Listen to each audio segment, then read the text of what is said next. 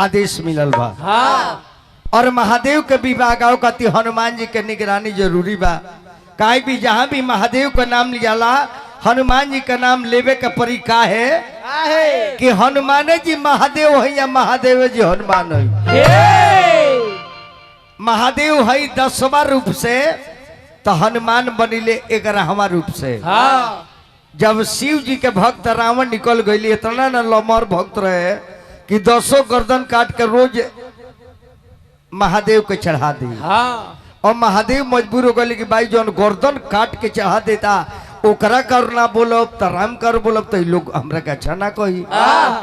तब शिव जी के तब हनुमान जी के रूप धरे के उनका पड़ गई कि हमर एकरा के मारब के गा 10 को एकरा लगे मुँह बा 10 मुड़ी लिया के चढ़ा देता हम एकरा हमारा उधर धरे तो 10 को खियाई या एक जना उपास रही तो एक जना के चलते कर विकेट गिरा दी। हाँ।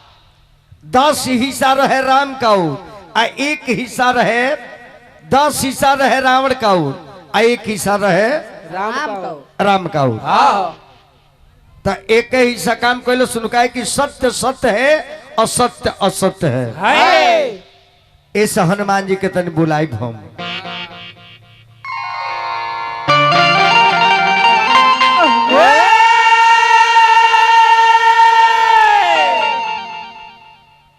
हेलो।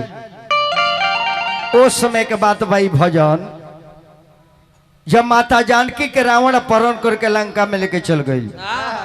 अशोक वाटिका में माता के रखले रहे दिख ली रावण के सब काम जाली रहे। जगह पहलगांव के जितना आतंकवादी आतंक फैलौले बड़े सब पाकिस्तानी के काम जाली हवे। रावण के तमाम काम जाली रहे।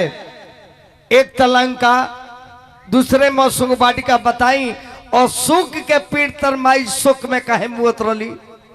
वो पीड़ का नाम अशोक जहाँ आदमी के सुख ना होके और जी माता जान की सुख में डूब रही। एक और मतलब जी पीड़ के नाव भी गड़बड़े धैले रहे। हाँ। अशोक वाटिका मतलब एक वाटिका में सुख नहीं होता है और उस वाटिका में माता को सुख हो गया। इसका मतलब कि उसका बाग भी जाली था। हाँ। सोना जरावला से ना जरेला हनुमान जी जरले तो जर गई सोना जरेला उत आगे में पड़ी तौरी चमक बढ़ी। एक और मतलब जो वो जालिए रहे। सोना सोना को सोना ही हराम कर दिया। बेटा का नाम अक्षय कुमार और अक्षय के माने जाने के छोय ना होके ओकरा हनुमान जी मने तो छोय हो गए। सब काम जाली रहे। अशोक वाटिका में रखले बा रावण। हनुमान जी पता लगाते लगाते गईले आ जौने रूम में ढुको तरह में एगो पहलवान खाओ के पूरा ढेकार होता। हनुमान जी प्रवेश कैले बड़े लंका में घर घर में घूमता रहे। मंदिर मंदिर प्रतिकर शोधा सब में निरीक्षण करते रहे कौन ममाई जानकी के रखले बा बराबर ऊपर तकलू। मंदिर मंदिर प्रतिकर शोधा देखे जहता अगड़ित जोधा। देखो तो जो समय को पहलवान पटाइल बड़ा सखाओ के तले एगो सामने कुटी लोकल जहाँ ना कुटी पर राम के नाम लिख रहे तो जानले हनुमान जी एक और मतलब ई पार्टी हमरा मालिक के बाद।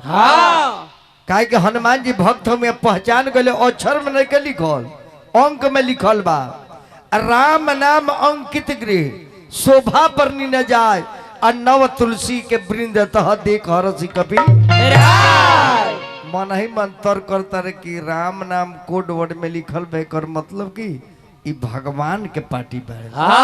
मन ही मन हनुमान जी तर करता रहे जय सिया राम इराउरे पार्टी के हो का तले विभीषण जी जा गए राम के नाम ले तो निकल बहरी कहले कि विप्र देवता अपन परिचय हनुमान जी कहले हमार राम पवन पुत्र हनुमान हो। अरे वह काई जी आयल बनी तो सीता माता के पता लागल भगवान के हम दूत हैं। ई बात सुने तो विभीषण जी रोले कहले कि हनुमान जी अरे नाम हनुमान हो। अरे वह भगवान के दल से आयल बनी एक बात हमरे के बता दी अरे मालिक हमरे सन अभागा के अपना दल में रखिए कि ना। हनुमान जी कहले देखिए हम जात के बानर हैं हमू जात हई मामूली स्टैंडर्ड जात हई बान सवेरे लोग डरे नाम न ले जे दतुअने न भेटाई अब ऐसा जाति के भगवान अपना दल में रखनी तरुआ तब मानो हो ये दादा। तब विभीषण जी के जब जनले के राम के भक्त बाड़े तब हनुमान जी कहनी कि एगो बात हमरा के बता दी, हमरा माई जानकी के रावण कहाँ रखले बा? कहली कि अशोक वाटिका में रखले बा। अशोक वाटिका में पहुंचे चाहत रहे तले विभीषण जी कहनी सुनी नू तनी अपना मालिक से जाए तो हमरा विषय में कहब हमरो को अपने पटिये में रख ली। बड़ी गोजन बाई जा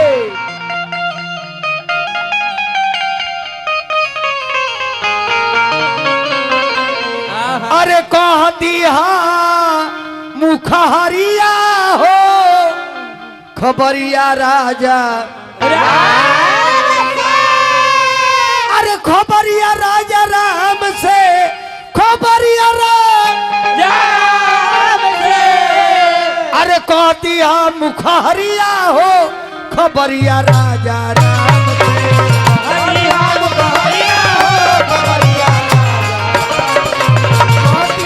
मुखहरिया हो खबरिया राजा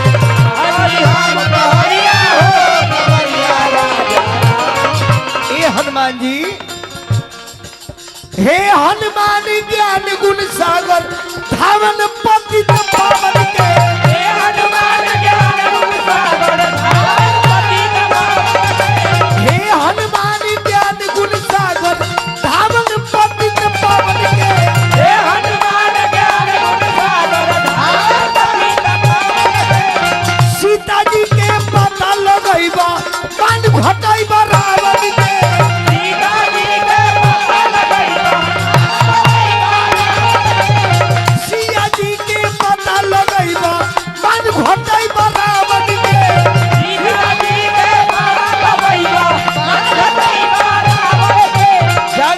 जानकी के पता लगे रावण का अहंकार तुरबो आके गढ़ के भीतरिया हो खबरिया राजा राम से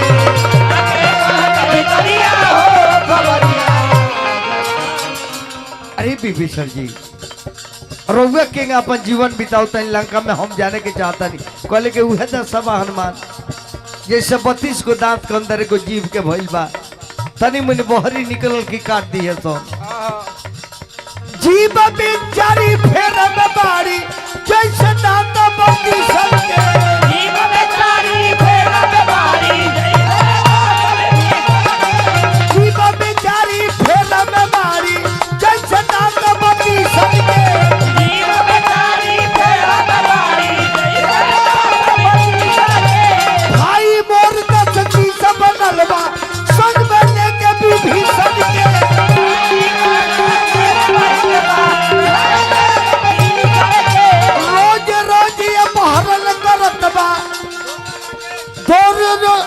रोज रोज ये बहरन करत बा दूसरा के बेहरिया हो खबरिया राजा राम से बेहरिया हो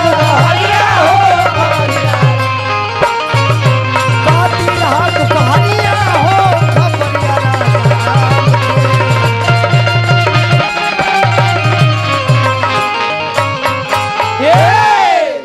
अब आई शिव जी के चर्चा में ये करा भी शिव के चर्चा सुने के बाद कृपया बढ़ जाओ काहे कि कीर्तन सुनल जला देखकर माता बहन बेटी शिव जी से बड़ी सबे प्रेम करेला और हर गांव में टोला में हर मोहल्ला में घड़ी देखते बनी माता बहन 10 जना जुड़ जाता रही जागा महादेव हो जगाओ महादेव ये बात बढ़िया बा ए लेका ए लेका ये लड़का हला करी ओकरा का अमरूद ना दिया आने में बड़ी गिरल बा हमार माई बहन बेटी हर मोहल्ला में लोग चर्चा कर तुमा जागो महादेव हो जगाओ महादेव ये बात बड़ी सुंदर बा कहे के चाहिए लेकिन एक गो चीज आज ले हमरा समझ में ना कि महादेव को हमने के जगावे जाता नहीं ये जागो महादेव हो जगाओ महादेव हमने के जाग गल बनी उ सुतले रह जाते रहे यही केंगा चंबू हो जाते भाई अब हम उकरा के जगाई जागा महादेव जगाओ महादेव ना ए महादेव जगौले बड़ा जगौले रो उन सुतल कजे जगाओ के उनका के जागल बड़ हमरो के जगाओ। हाँ हम सुतल बानी तू न का सुतल। हाँ महादेव को ये सुतल है 1 मिनट महादेव को लगे चैन बा। है दुर्गा जी बैठल बड़ी स्वामी माई बन के एको सेकंड बेचारी के आराम पड़ता। हाथना लोग तो जी माई खाती जुटल बा। अगर दुनिया में क्यों हाथ उठा के हमरा के कह देव चाहे विंध्याचल जाता चाहे वैष्णो देवी जाता चाहे कलकत्ता काली जी के लगे जाता चाहे थावे दुर्गा जी के लगे सबे जाता तो कहते हमरा बेटा दो हमरा के पोता दो हमरा के मकान दो हमरा के जमीन किनवा दो हमारे घर बनवा दो हमरा लड़का के नौकरी दे दो ये सभे मांगता। लेकिन एक जना केहू बा ये थावे मंदिर में जाके कहतो कि जी माई हमार दुख सुख जौन बा उ बोलले बा तू ठीक बाड़ू न।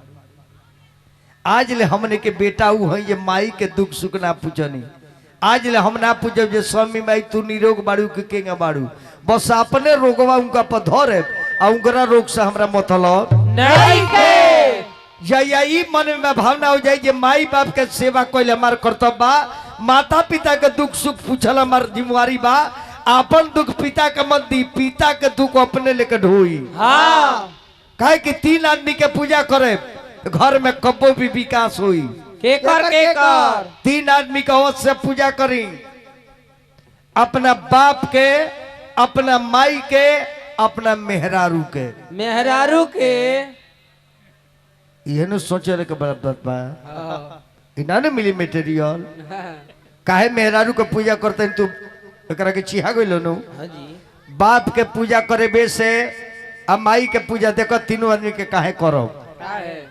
माई हमार दुनिया में ले आ देहलोस आज है दुनिया में हम आई रहती तो स्वामी माई के नाम ले जाए।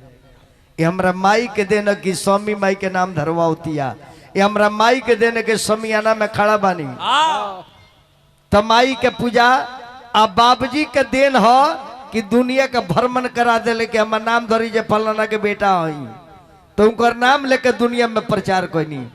अब मेहरारू के पूजा ऐसे करो कि माई दुनिया में ले आ देलो तब मेहरारू हमर दुनिया छोड़ के हमरा खाती आ गई। बताई तो लो मर भी है कि ना। हाँ और तने एकरा के बढ़ाओ ना बाबू एगो ऊपर उड़ी आई है तब भीतर उड़ी आई है तो गाउल कहाँ से जाई हो। हेलो हेलो ऐसे मेहरारू के पूजा करे के चाहिए में कोनो बुरा बात नहीं के। अच्छा रौने बताई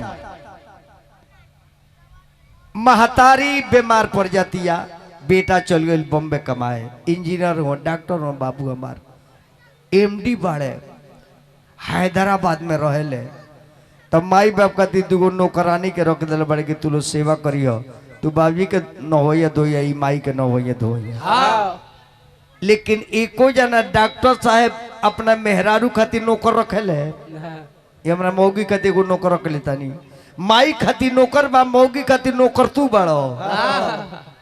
माई खातिर दाई रखले बड़ो माई खातिर दाई रखले बड़ो लेकिन तू अपने फिर मैंने कब सोचा वही महादेव के चर्चा करे के बाहू उस समय के बात हो। कौना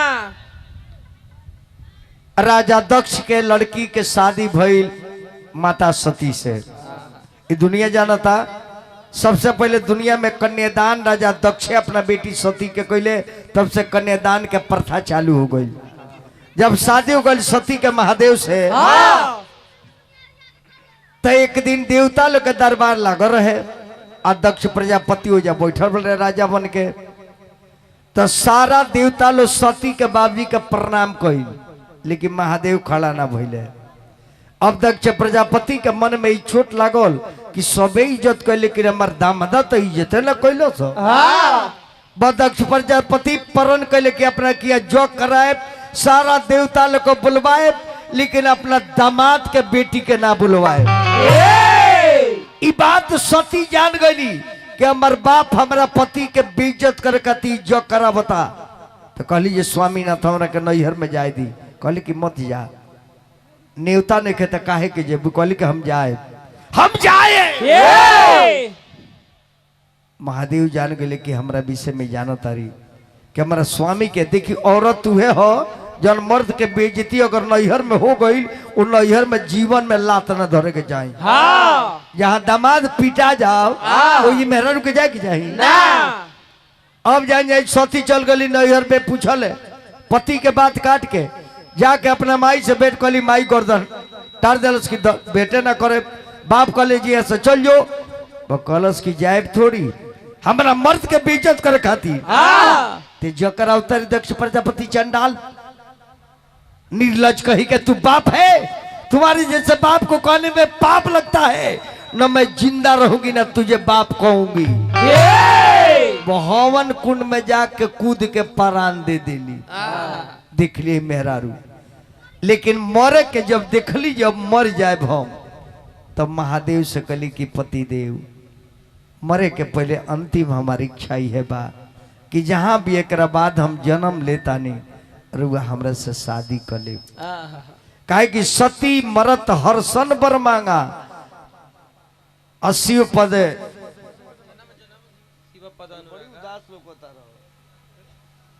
सती मरत हर्षण बर मांगा आ जन्म जन्म सी पदनु इहे बर मगली की जन्म जन्म मानतर रहुए हमरा पति बनी।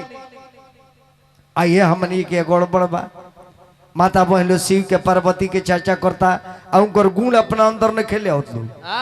शिव जी के चर्चा करता महादेव की जय हो महादेव की जय हो जय हो। आ महादेव समाज खाती जौहर पी गईले आई गांव में एगो गलती हो जाता तो जौहर का कौन जा यूरियो हेता न कौन का जब जब सती जन्म लेता रही तब महादेव से बियाह करता रही हमार मेरा भी चर्चा करी अगर उ काम ना करते कौन फायदा बा चर्चा से ना। जगह महादेव है जगह महादेव आ पार्वती की जय हो हमार मेरा रू कहे ई ना कहे ये हे परम पिता परमेश्वर हेलो लगला कलाकारी करे लगला अपन ना करे हम अपन ना कर लगी तब बाएं हाथ मत छुआ अब बन मत कर देखो नु है तकल हमरा कहो न तो खिसा हुआ हो जाई तू मजबूरी के फायदा मत उठाओ। जे गो गधा चरत रहे रोड के लगे बेचारा लादी ढोके आइल बा गधा का मालिक जौन बा 3 गो टोकरी छान दिल बा एगो खुले रखले बा अब बेचारा जौने मिलता तो ने चरता तले को खौरा हवा कुकू जाके गधावा के पीछे से Levi Levi Levi Levi Levi Levi तो गधावा घूम के कहलस की का करता रहो आ त मजाक करता नी कहते सुननु जन तू मजाकवा करता रहनु एक बार घूम के मजाकवा कर दे तो दोनों अखिया फेंक दे बबुआ अब सती मर के पार्वती नाम से पैदा हो गई। अब राजा हिमांचल के घरे आ जाता रही पार्वती बन के राजा लगले बधाई बजाओ के हमरा लक्ष्मी आ गई बा बजला बजला हो बजला बजला बजला बजला हो बजला बजला भइल बाबा गौरा के जन्म आए राम बजला बजला भइल बाबा गौरा के जन्म आए राम बजला बजला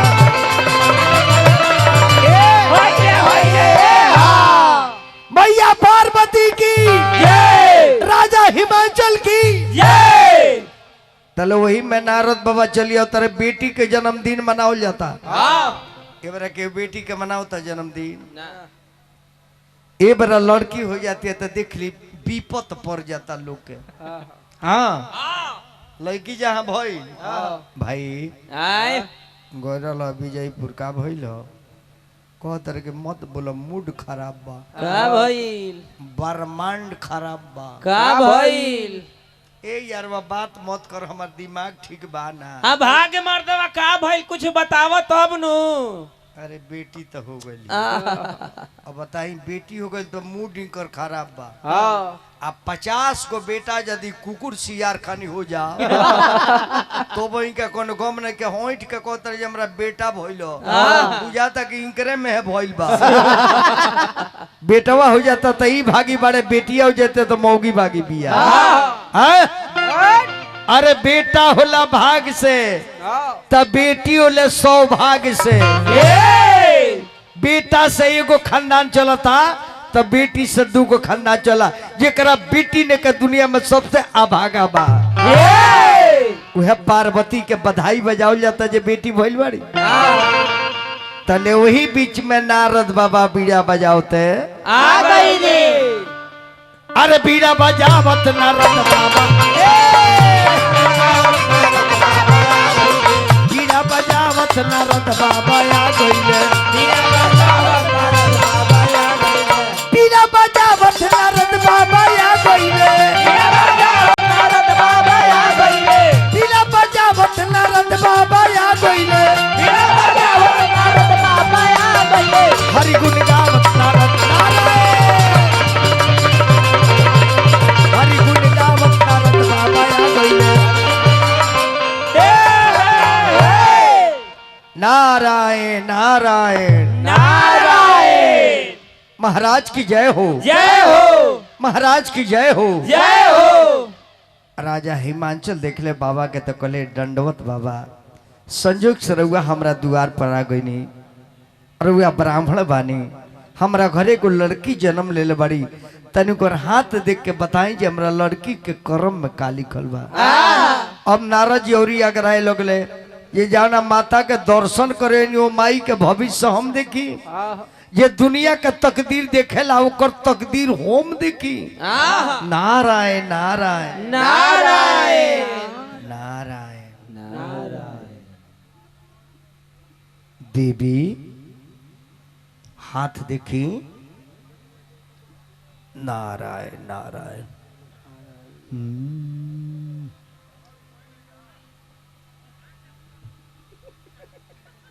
नारायण नारायण महाराज हाँ बाबा लड़की बहुत भाग्यशाली बिया ए लड़की सदा सुहागन बन रही एकर तो सिंदूर अमर बा और जाना दुल्हा से एकर शादी हुई एकर दुल्हा तो अचर अमर मिली है आहा, बहुत भाग्यशाली बिटिया है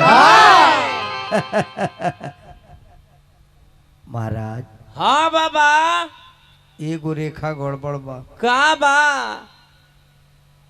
इ तो सबन के मुंह मार देले बा अरे सब कुछ ठीक एगो गड़बड़ बुझाता सब कुछ ठीक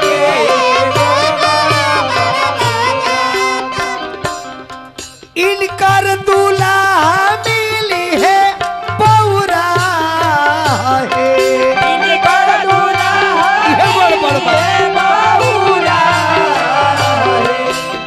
अरे सब कुछ ठीक एगो गड़बड़ बुझाता सब कुछ ठीक एगो गड़बड़ बुझाता। इनकर दूल्हा मिली है बौरा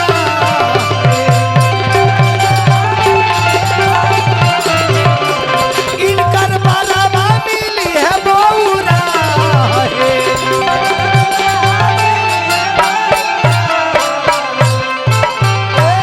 नारायण नारायण नारायण मैं नारायणी कहली कि बाबा का लिखल बा भाग में हमरा लड़की के कहली कि महारानी जी राव लड़की बौरा के घरे जाई वो महतारी बात सुनी जे तार लड़की बौरा के सनका किया जाई माई कहली के नारद बाबा दुआ पर से भागो भागा दुआ पर से कौन वजह से हमारी बेटी जाई गरीब के घरे अरभंगी के घरे का है का कमी पावे तराजू पे एक बगल हीरा मोती के रखब एक बगल बेटी के बैठा के ओजन दे के दहेज देव लेकिन निमना घर में करे कहले नारद जी की महारानी जी हमरा पर किसी ले कौन काम बा जो लिखल बा तकदीर में तो नहीं कहो अब जान जाई बात तो राजा हिमांचल जाना तारे तले बात पार्वती जी सुन ले तारी कि नारद जी कतर के बौरा से बिया हुई आके कहले कि माई चिंता मत करो बिथा ना जाहु देव ऋषि बानी नारद जी के बात सत्य बा कहले कि चुप तू इनके सपोर्ट में पड़ू इका जानता रहे ये कर अपना बेटा बेटी ने के दूसरा के तकलीफ देके तो चल बड़े बंटा संठा कहली जी माई नारद जी सत्य कहता रहे बेटी तू का चाहता रू कहली पार्वती जी माता ए बाबू देखबा हो ए बारमा जी सिटिया काहे मरता देख बाबू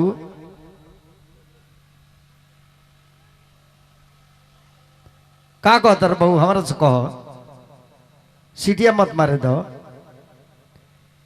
पार्वती कहली कि माता हमरा के जंगल में जाए दो कहली बेटी जंगल में कहाँ जेबू कहिए हम अपना स्वामी के खोजे जाए केकरा के पगली कहाँ जेबे कहाँ रहबे का खोइबे केकरा से दुख सुख कबे कहली कि माई हमरा फिर में मत पड़ एकर मतलब बाबा कहतानी बौरावा एकर मतलब जो उहे दुल्हा हमरा मिली है अब तो पार्वती घर से छोड़ के चल देता है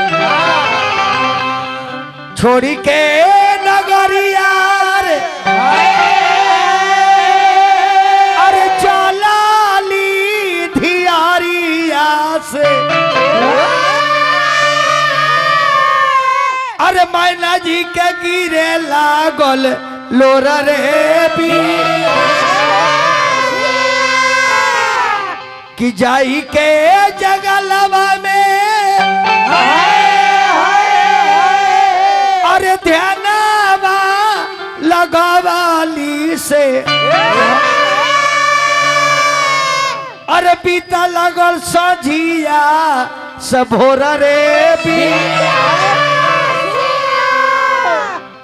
अब माता जाके जंगल में बैठ के ध्यान धे महादेव के अब जान जाई देखी है लड़की के कितना तप करे के चाहिए हर लड़की के शिक्षा बा 12 बरस ले माता पतई चबा कर रह गई 12 बरस प्यास लगे तो हवा पी ले लेकिन परर कली के हमार पति जब तक ले ना आए तले ना आंख खोले आ ना इसे ध्यान तुर के घरे जाए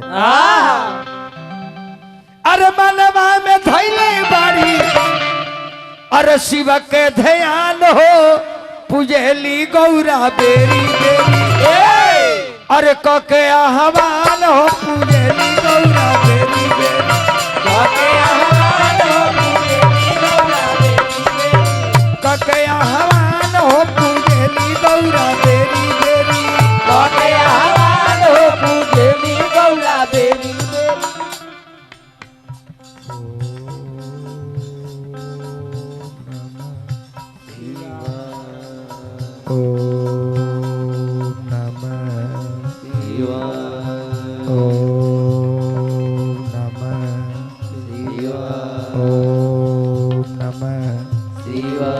बनवा में गईली ध्यानवा लगावा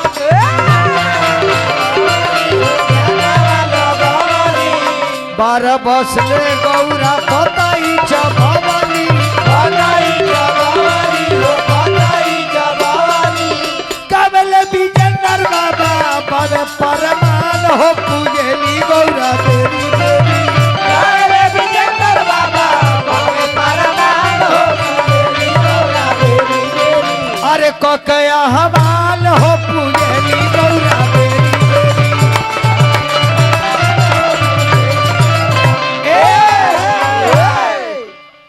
अब ने माता ध्यान में बैठल बड़ी लीन हो गई बाड़ी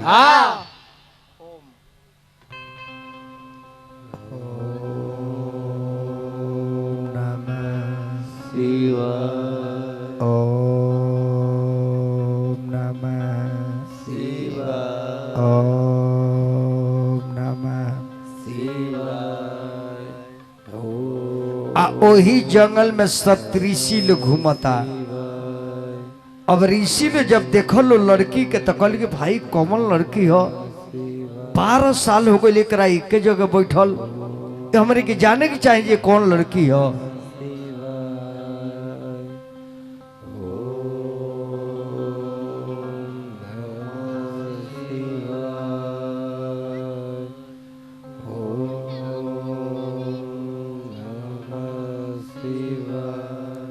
देवी केकर ध्यान देले बड़ू? शिव जी के शिव जी से का करे के बा? बिया हैं? अभी बूढ़वा के गोहकी बाड़े सकाई ई तो महादेव खातिर बैठल बाड़ी। हाँ अभी 37 लोग गइल महादेव को लगे, कहले कि बाबा अरे वो खातिर एगो लड़की जंगल में तपस्या करतिया। हाँ तो कहले महादेव तो हम का करी? अतरू ओकरा से शादी करी। कहले कि शादी हमार तो खुद मेहरारू गइल नैहर में जर के मर गइल, आ तब से तब शादी के हम बानी, हम दोसर शादी कहाँ कोई नहीं। कहली कि बाबा वो लड़की कहती शादी करके शादी ना करे तो लड़की जंगल में आत्महत्या कली तो एक दोषी रौरे हो जाए।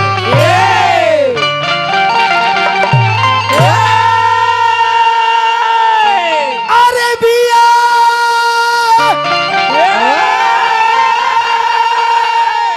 बाबा हो, अरे बिया बाबा करिया पन रौरा।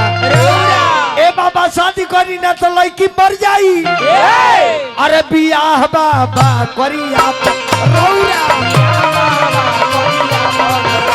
बियाह बाबा करिया अरे कमल लड़के जे शादी करी देवता कल के बाबा ए भोला दानी रौरा सब ज्ञान दानी, ए भोला दानी रौरा सब ज्ञान दानी। अरे जान के बनीले अरे बौरा है बाबा, जान के बनीले बौरा बाबा करिया पन रौरा, बिया बाबा करिया पन रौरा।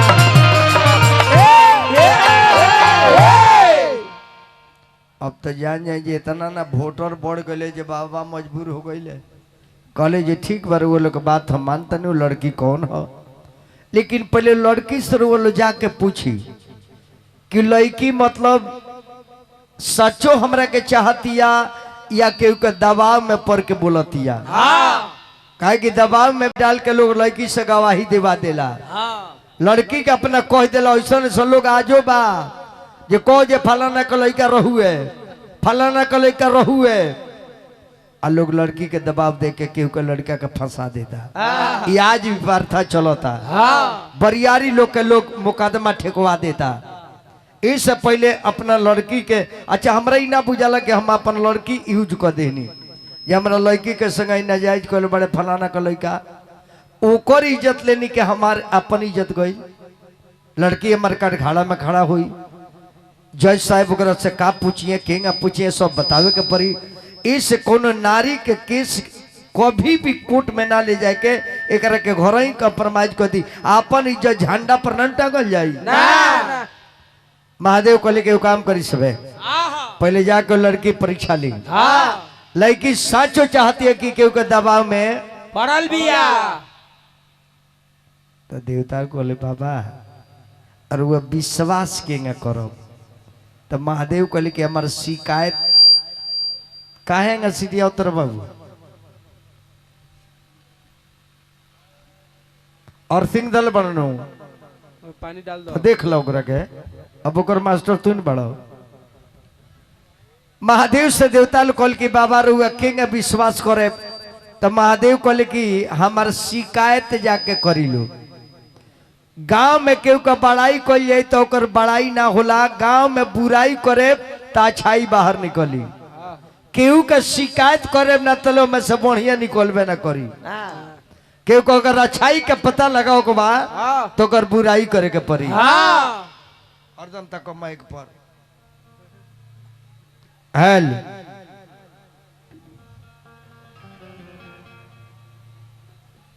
देवी अच्छा सही सही बोली हो, केहू के दबाव में पड़ के बाड़ू आ किस तू आजाद बाड़ू, चाहत का बाड़ू। महादेव से बिया करे के वो दुल्हा के विषय में कुछ जानकारी बा बड़े बाबू? वो लड़िकवा के विषय में कुछ जानकारी बा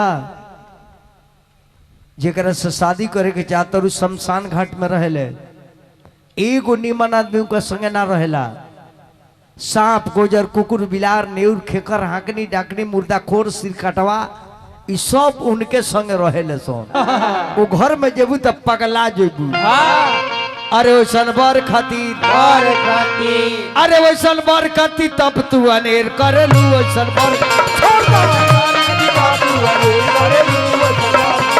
वैसन बर खातिर तब तू अनेर करेलू वैसन छोड़ दो जे करा कि घर में दुआर नहीं बा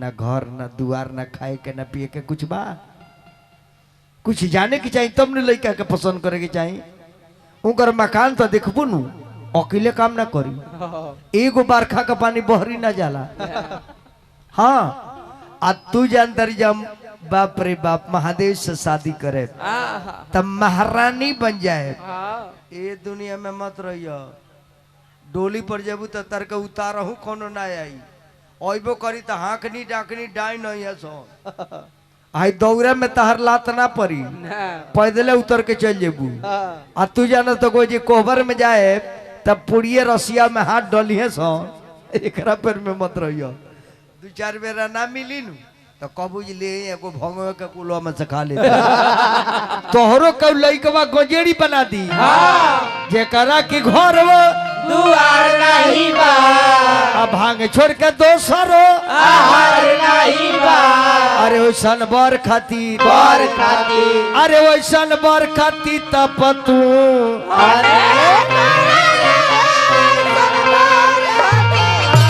कहता तार बियाह हमने के VIP जगह करा दी कहता तार शादी ब्रह्मा से विष्णु से देवता कर राजा इंद्र बड़े उनका से करा दी सर ना ए भाई ई काना खापड़ा में जामल बियर नी मन बात कहते ते गुड़ीर डाइन हो का हो देखे बाबा मंत्र मत लहवावे डेढ़वान तक तैयो जान लियो हम होशियारे हई आजे अभी करीखा लगा के आइल बा सुन लो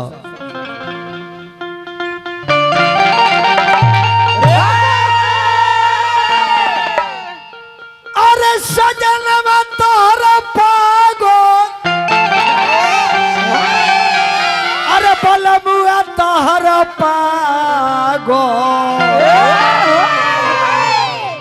राजा जी तोहर पागो भगवाने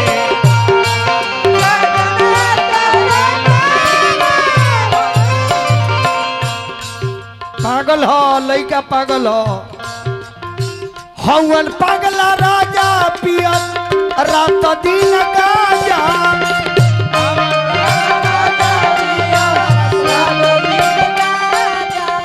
कर में तारा अगिया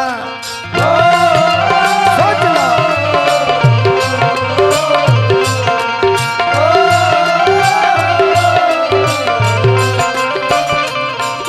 कोर में तारा अगिया लागल हो रा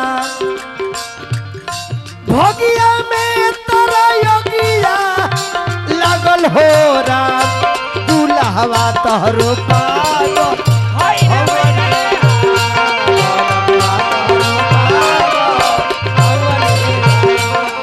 हवा तोहरो पागो भगवान हो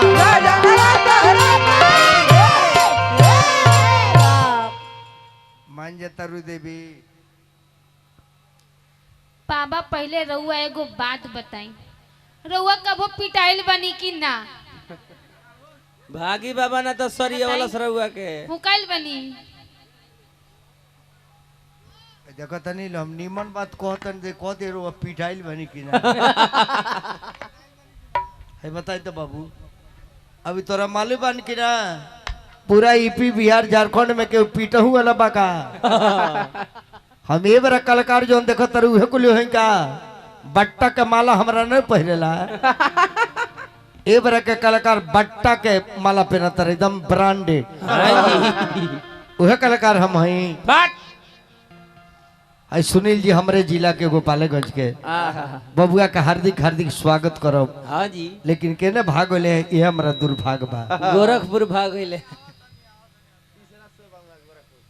घरे गए है गोरखपुर का कर जे बेरा शोभा भेगारी वगैरह। हाँ लेकिन सुनेले जी एगो ऐसा जिला में कलकार लोकले हरकेश बाबा ये हमारा के भैया कहले। हाँ ना तो भोजपुरी के कोनो कलाकार ने कौन विजेंद्र भैया कह दे चाहे रवि किशन होकस मनोज तिवारी होकस निरहू होकस आ चाहे खेसारी होकस चाहे पवन सिंह होकस आ चाहे कुणाल सिंह होकस। आज लेके वो हमारे के भैया कहल नहीं के लेकिन आज एगो हमार छोट बबुआ भैया कहले बा। हार्दिक हार्दिक अभिनंदन करो देवी तना मनबुना तो सुना एगो बात लास्ट में कह देता ए भूतहर निमन छूतहर ना निमन। भूत छूट जाई लेकिन छूतहर जनवा कहीं ना कहीं छूत धैली। एगो बात सुना तू राजा के लड़की हो हाथ में मेहंदी लगेबू घामा बैठ के सुखेबू जे लाल हो जाओ अतले लइकवा ई गांजा भांग पी के कहे मार दे भांग उठावो लोरा धरो। अब बताओ तार मेहंदी लाल होई ए होई। अरे तू ता बाड़ू नई नवेली अबारवा बाट रूढ़ रूढ़ रूढ़ बुझलू ना रूढ़ ना बुझलू कतना सीधवा बाड़ू ये दादा। रूढ़ के माने ना जानलू जरुठ देखले बाड़ू सारा डाढ़ पात दुलावा में के गिर गइल बा जरिए रह गइल बा वही के रूढ़ कहल जाला। धो गाछ के एगो देखले बड़ी होती खोखड़। अरे तू ता बाड़ू नई नवेली अतहर बारवा बाटे रूढ़। अरे मलपट ओ कर का पतबावे बारवा बा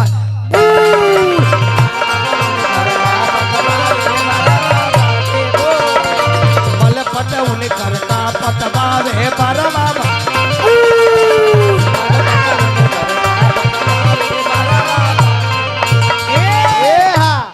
अब मन जतरू हमार मन करत तनु दर हाड़ी से कपार फोड़ दी। आई दादा न बड़ा बाउर भी है ए बेरा हाड़ी कहाँ ले आओ जे बेरे तो हाड़ी से फोड़ देबू आमदुलावा का दाढ़ी से फोड़।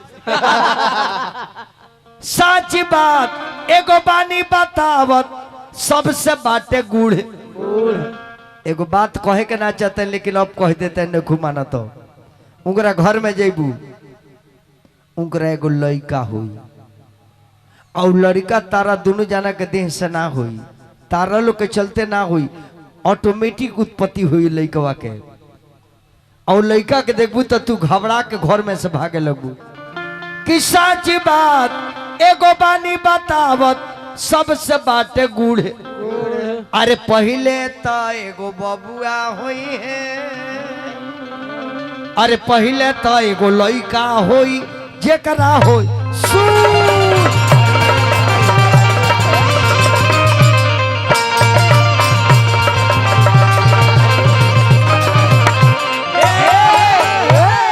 अब कुछ बुझाइल है सब चुप देखत नहीं नु सब घोप दे। तो लड़कवा जब वो सुनवाला जब देखबू तो भाग लगू पगला के लगू कहे गणेश तो लड़का कहे मोह जा ना मनबू तो जा। अब जाके देवता ले पार्वती के विषय में कहल महादेव से कि बाबा हाँ तो लड़की बिया केतनो शिकायत हमने कैनी हजार लेकिन टस मस नहीं के हो। महादेव सोचे लगले एकर मतलब कि हमार सती मर के अब फिर पार्वती बन बड़ी का हो सकता कि फिर जन्म ले ले काहे कि हम तो अमर है मरी लेना और मर मर जाली एक मतलब जे फिर मर के पार्वती बन के आयल बाड़ी तो हम परीक्षा ले अगर असली नारी हुई है तब पति की तो पहचान जाई है। हम भेष बदल के जाए काहे कि भूतपूर्व पति बानी और हम भूतपूर्व पत्नी बाड़ी पत्नी बाड़ी यही से कहनी जे बराबर ऊपर बनू तो तू तक शर्मा जी के देखे में रहेला हेलो दाए ना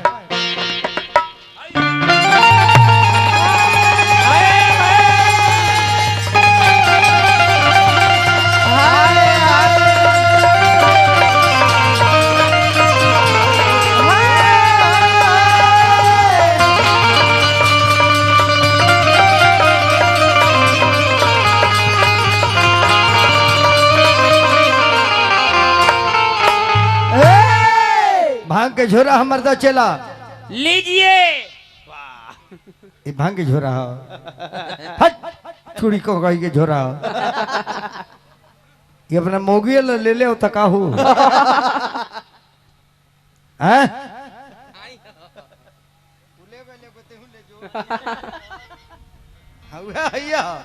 हमर हथियार दतन देखी जे कौन लड़की हो अगर पार्वती बन गल बड़ी तो हमरा के चिन्ह तो जेबे करी है चाहे कितनो भेष काहे के देख ली माई या मेहरारू का पूजा करे के कौन हर जगह रहुआ का बताओ चलो कि मेहरारू का पूजा काहे करे के चाहिए 50 वर्ष के बाद अगर बेटा जोगी हो गई बा अब माई यदि 50 साल के बादो देखी तब बेटा का अपना चीज है ना हमार बेटा ही है हो मेहरारू अपना पति के चीज है हमार पति हो में काहे कि दोनों के शक्ति है के हम माई के अब मेहरारू के अले का बजाओ तरह 27 वर्ष के बाद एगो कुंभ में साधु बनल है बेचारी अपना मर्द के चिन्ह गइल उ चिन्हा मरले जे कहाँ कौन दाग बा ए समय या मेहरा बैटरी में खत्म हो गई।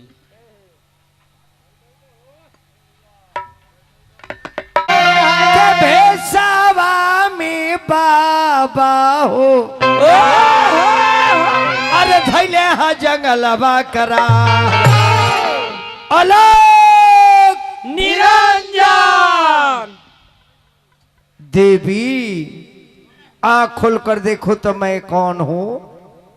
पार्वती आंख बन के ले बड़ी कहते रही कैसन कैसन लोग हमार परीक्षा ले आवता आंख बने के ले बड़ी कहते रही सुननु तू नाती कौन बिया कटवे में कहू भले आदमी कहीं चल जा 7 जना आई रहा लोग के 27 कहनी है तू 8वां बड़ा तार 28 पड़ी और 9वां जना के भेजो तो नवाह के पाटे ना दे पूर्णावती ना हुई आ 10वां जना जहाँ आ गईले उनकर वो दिन 10 कातरे पड़ जाई महादेव को लेके कर मतलब लड़की चिन्हती है अलग निरंजन देवी आँख खोल कर देखो तो मैं कौन हो सती हो तो पहचानो मैं कौन हूँ कौन हूँ।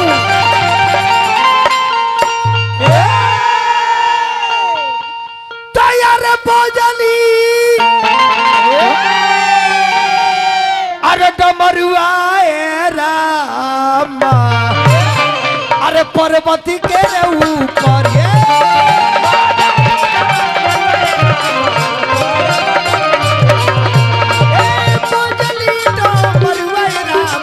पर्वत के ऊपर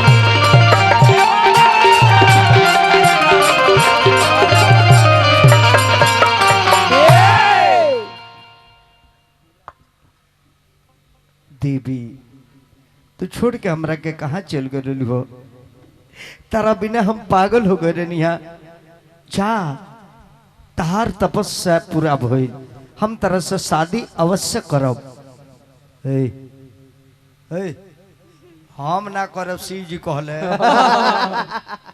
तो मुड़िए काट देते गिरी बाबा करी ना भगलू बताई तो हरकेश तिवारी जी हम बियाह करे जाए है नचनिया फचनिया सब बियाह करी ले उ पार्वती से महादेव कहत रहे वो कलाकार हम हरकेश तिवारी जी ना है एबार एगो कलाकार जहाँ थन लिख कैलत यहाँ क्लिक कैलत कि दूगो लौंडिया लेके चल दी ओकर फाइटर लौंडिया बा ई बरक के कलाकार के, लेकिन हमनी के ऊ बरक के कलाकार जाना बारे जान जाई। खेसारी लाल 5 साल हमार गोड़ दबले तक कैसेट बनल, 2 साल गोड़ दबले तब वीडियो पर अले आ देख ली लड़का आज अरबपति खरबपति बा, भगवान के टाटा बिरला हो जाओ, लेकिन सेवा कैले बना।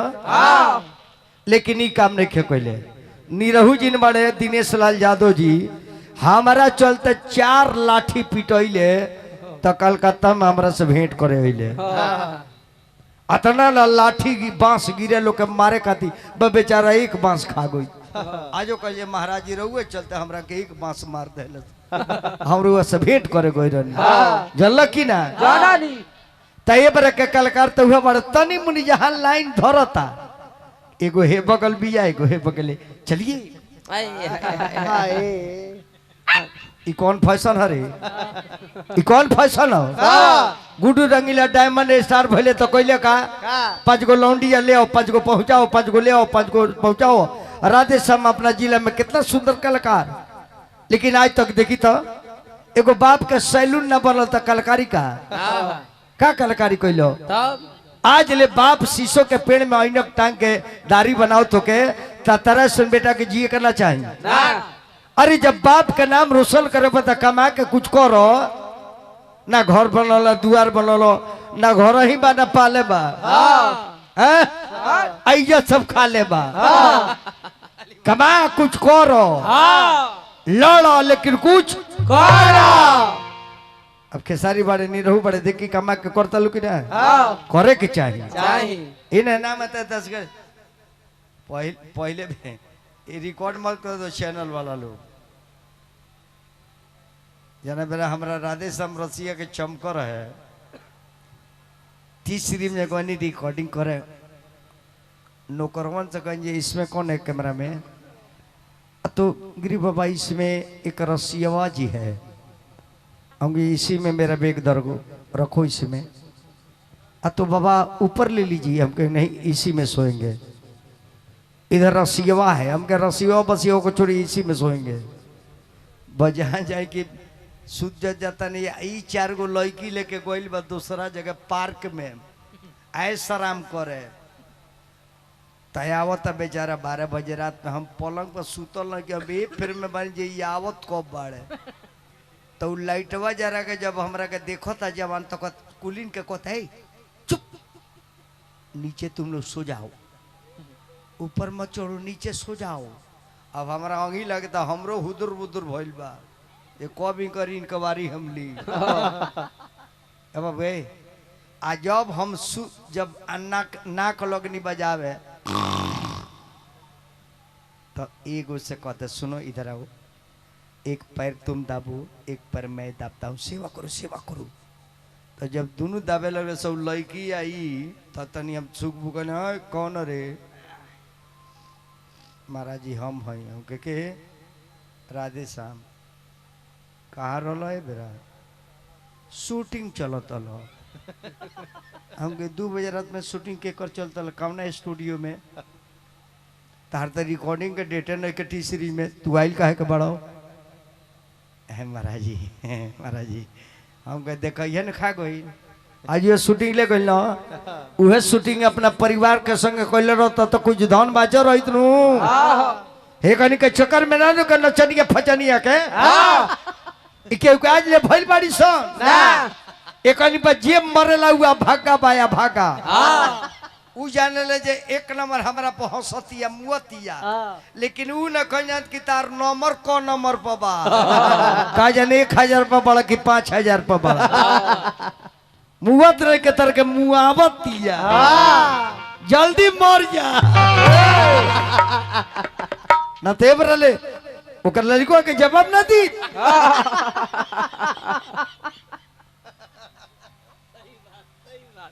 अब पार्वती गली अपना आ तबो शिव जी कितना परीक्षा लेता रे अपना मेहरारू के बनावे खातिर, कहले कि ना हमार मेहरारू उहे बनी जे सबकर भलाई सोचो तो के अपन भलाई ना। पार्वती गली घरे माई देखलस ता कवारी धकेरु लगी, बेटी 12 बरिस ले जंगल में केंग रहलू हो, बाप रोता रे माई रोता रे, अब पार्वती कहते कि माई हम महादेव के जीत गइल बानी। महादेव प्रकट होके कहले बानी कि हम शादी करब तरह से। हम तो परीक्षा में पास हो गई माता, काहे कि लड़की पास होले तो रोवेली। कहीं भी देख लो के लड़की अगर पास हो जाली सो लड़का लो ना रोई, लेकिन लड़किया करो कि मम्मी मम्मी पास हो गई, मम्मी फर्स्ट डिवीजन से। पापा कहता नहीं ना पढ़ी देखे तो है कागज देख मम्मी कागज देख, लड़किया रोए लगी। वही का पार्वती जाकर रोए लगली जब जीत गइल बानी। अब पूरा गांव नगर के लोग जुटल बजे फलानवा के बेटी महादेव के जीत के आई बिया। और सारा लोग पार्वती के दर्शन करता कि धन हो बेटी, आज राज के इज्जत रख ले। ताले महादेव ध्यान दे के देखो तारे कि दादा पार्वती की यहाँ बड़ा भीड़ लागल बा, तो सोचले जो जी केंगा जाई वो मदारी के रूप धो के पहुंच जाता रे दुआर पर। अरे मदरिया कर बाबा रे धई के भोला, बाबा आई हो गईले भोला, बाबा आई हो गईले। राजा हिमांचल नारा बारन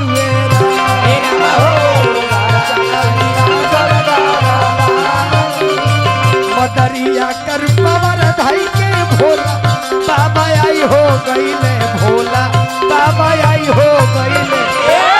राजा हिमाचल दाराबा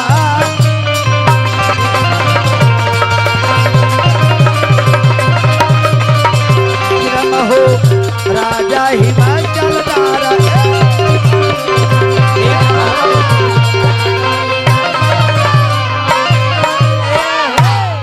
अब सारा लोग माता पार्वती के देख के भी लगले बा, वही में मदारी बन के महादेव पहुंच जाता रहे। राजा की जय हो, महाराज की जय हो।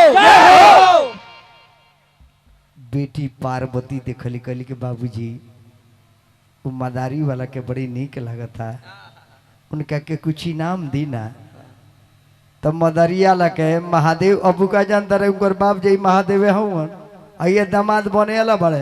अरे मदारिया सुन, हमार बेटी तरफ बड़ी खुश बिया, कुछ इनाम हमारा से मांगो। तो देखिए महादेव बन बड़े मदारी तो हिम्मत देखी कहले कि महाराज यदि रहुआ बेटी खुश बिया तब बेटी के खुशी खातिर बाप सब कुछ बेच देले, जमीन बेच देले, देह बेच देले, गहना बेच देले। तो रहुआ अपना बेटी के खुशी खातिर एगो काम करी ना, अपने लड़किए का हाथ हमरा के दे दी जो जीवन में खुशी रहे। राजा कहले कि का कहता हो, भाई मदारी अलग मजाल के राजा के बेटी मांगा था। मारो घेरो। जब महादेव देखले जे पब्लिक चल दिले बा, काम घबरा जाई, असली रूप में अलग निरंजन। एक जन आगे मत बढ़ियो, रूप जब अपन धर तरे तो दौड़ के पार्वती पैरवे पर गिर गली कि महादेव ऐसा रूप काय के धनी है दादा, ऐसा रुपया काई के धनिया। थोड़े देर और देरिया कहला रहता तब विकेटवा गिर गई रही। एक बेर हमरा नैहरवा में बेइज्जतिया कहला हमर बाप तो अगिया में कूद के मर गई नी। आज हमरा आके के सामने हूँ कहता तो कैसा लगी तू दादा। कहली कि पार्वती का करी तारा खातिर रूप बदल के हम आइल बानी। पार्वती कहली कि स्वामीनाथ अरे दरदियो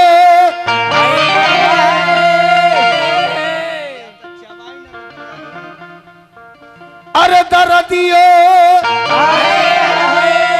अरे न पूछे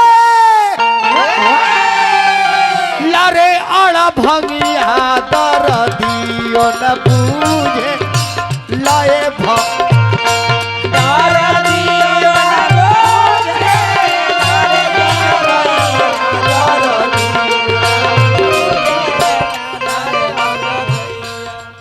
दरदियो न पूछे लाए बबूरा हवा दरदियो न पूछे लाए बजरिया दरदियो न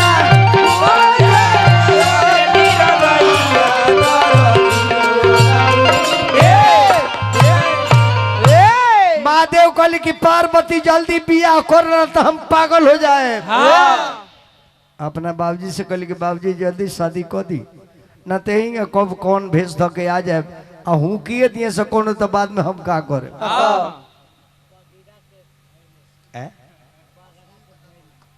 पागरा के भगिना जी हमार बाबू के जानता जी का बन के देता रहो। अब भगिना गौ ब्राह्मण तो ऐसे ही पूजे वाला चीज हो। हालांकि भगिना के तो रुपया लेबे के ना लेके रात को ने रख लेनी दिन रही तो हम ना लेती। अरे तो लेके दे दी है ना हमारा के नाम बाबू हाँ तो नाम बोली हमरा जोगेंद्र गुप्ता जी 200 रुपया दलवानी महादेव के नाम पर पूरा गुप्ता परिवार के हार्दिक अभिनंदन करो। पूरा गुप्ता समाज के हम बिहार ना पूरा देश के गुप्ता परिवार के प्रणाम। काहे कि गुप्ता परिवार हमार आदर्श परिवार हो। काहे कि हम गुप्ता जी के चेला हई जेकर नाम रहे गौतम गुप्ता एंड गौतम तूफान। हेलो अब पार्वती कली के बाबूजी जल्दी हमारे शादी कर दी ना तो रहू के कौन तो नहीं के अब बाबा जी का तिलक लेकर 2 आदमी तो चल देता रहे गुप्ता जी के 2 आदमी चल देता रहे के हजाम अब पंडित जी नारद बाबा अब पंडित जी आगे आगे नारद बाबा पीछे पीछे हजाम जाता रहे। जाते जाते जाते जाते जाते जाते जाते जाते जाते जाते जाते जाते जाते जब जंगल में नारद जी ले गए तो हाजमा कहता बाबा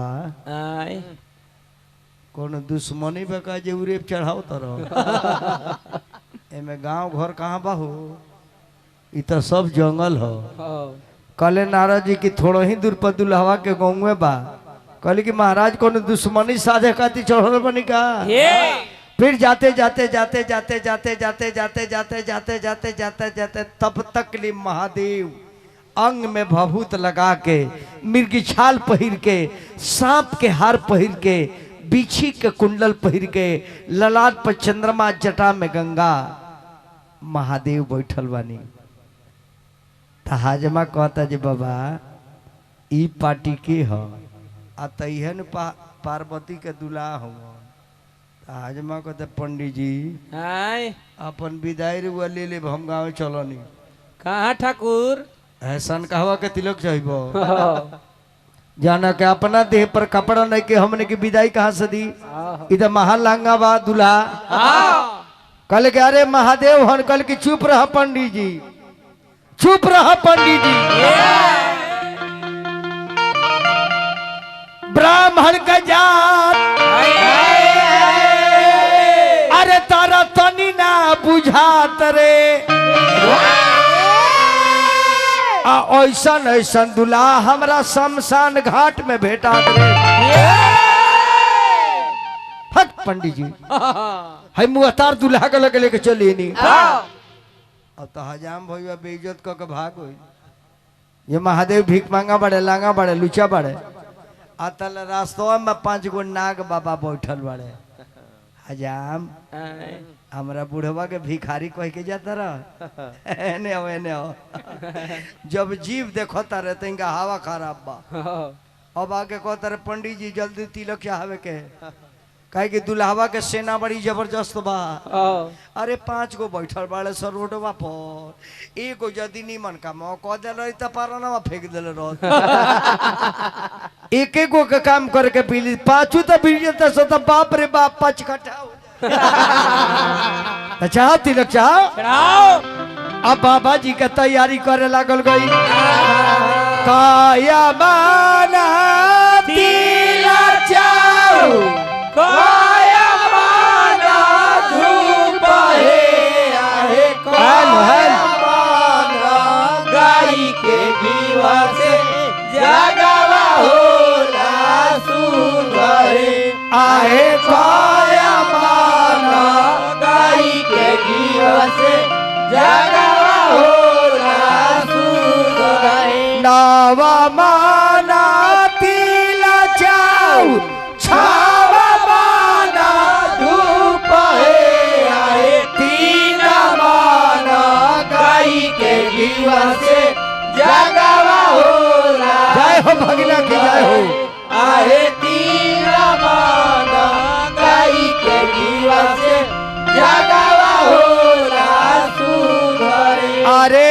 जोगिंदर भैया धान रौरी भाग हे आए रौरा दुआरा शिवजी अइनी भारत पहुनावा हे आहे रौरा दुआरा शिवजी अइनी भारत पहुनावा हे। चाचा 1 मिनट आइनु एकदम आराम से सी चर्चा सुने के बाद ए बरा जितना गीत संगीत रहुआ सुनता नहीं सुनी, लेकिन अच्छा गीत सुनी सब है। जितना अश्लील गीत बाजता जौन बजाओ तो के 3 सैंडल मारी आ जिन बनौले बड़े उनका खाती गोबर रखले रही एगो मुँह पर फेंक दे मध लाग जाए सब है नहीं तो चाचा। हाँ ऊपरे आ जाए। हेलो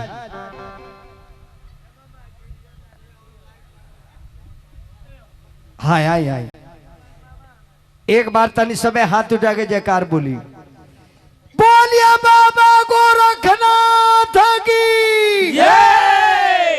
एक बार हर हर कह रघुल महादेव कहीं हर हर महादेव। भगीरा तू हाथ उठाओ।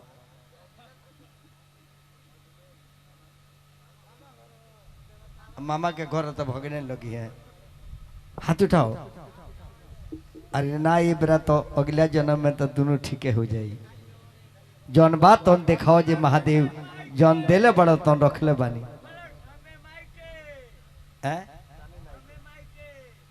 सभी माई की जय। तिल कहरू लो सामान सब रेडी बा, रेडी बा।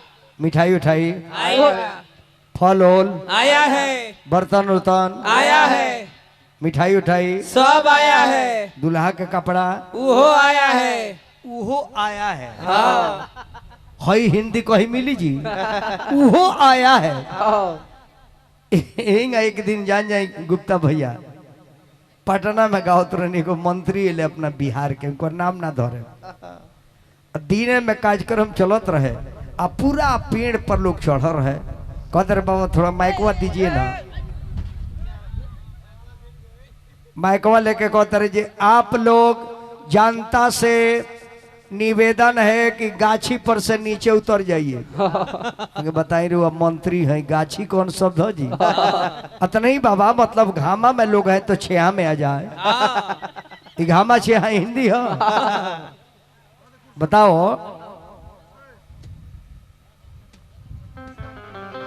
हवा के काम अपन कर दी ओकर काम अपन बा हमने के अपन काम बा। हेलो दादी कुर्सी पर